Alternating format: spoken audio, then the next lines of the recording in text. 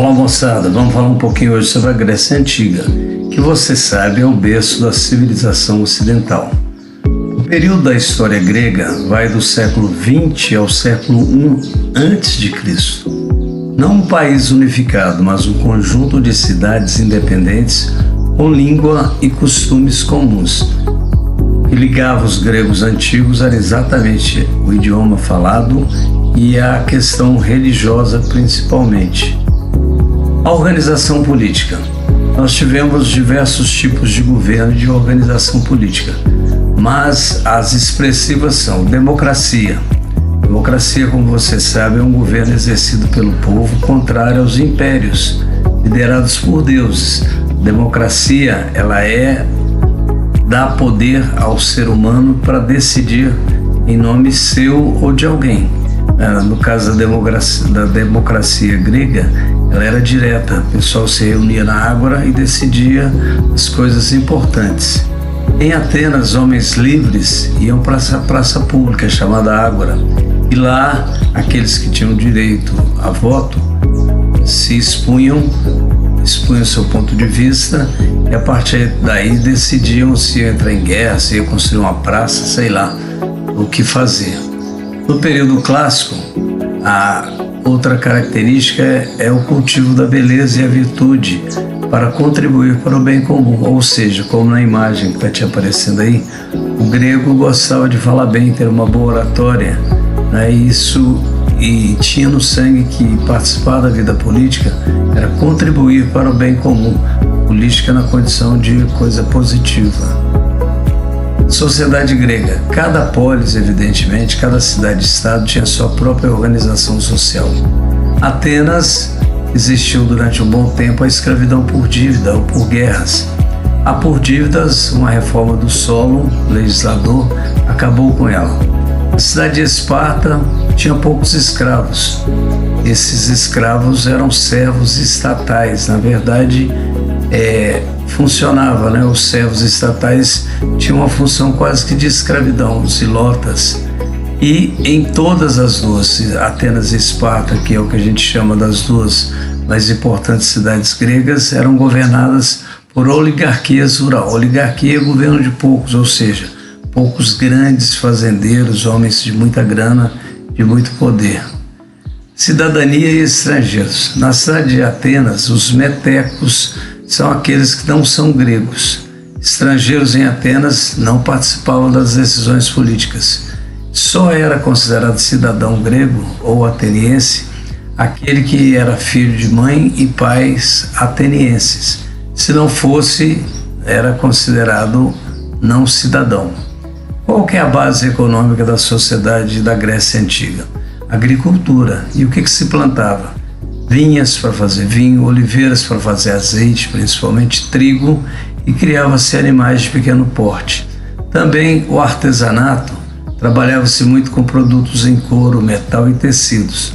O comércio entre as cidades gregas e por todo o Mediterrâneo, usando a moeda grega que era o dracma, essa moeda percorria boa parte do mar Mediterrâneo nos comércios realizados pelos gregos. A religião era politeísta, ou seja, o panteão de deuses, ninfas, semideuses, a variedade era bastante grande, né?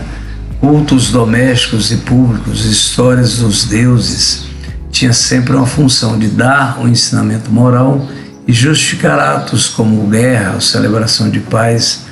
E interessante que os deuses gregos, eles tinham os mesmos defeitos humanos, né? Eles amavam, odiavam e faziam guerra e ficavam embirrados, né? Tudo de uma maneira como a gente mesmo faz. A diferença é que eles eram imortais. Os gregos gostavam de ter uma visão de futuro. Então, por isso eles consultavam muito oráculo. E o de Delfos é o mais famoso de todos. Era uma consulta aos deuses através de uma pitonisa, que é essa moça bonita que está aparecendo aí. Ela entrava em transe e, segundo a crença, Apolo passava para ela o futuro. Ou seja, um general ia começar uma guerra, um líder ia começar uma guerra, ele passava por lá para saber, vou ser vencedor, vou perder essa guerra. Aí a pitonisa interpretava em transe o que chegava para ela através de Apolo. As respostas eram sempre enigmáticas, né, interpretadas por sacerdotes. Tinha a galerinha que ficava dizendo, olha, ela disse isso, o que quer dizer aquilo?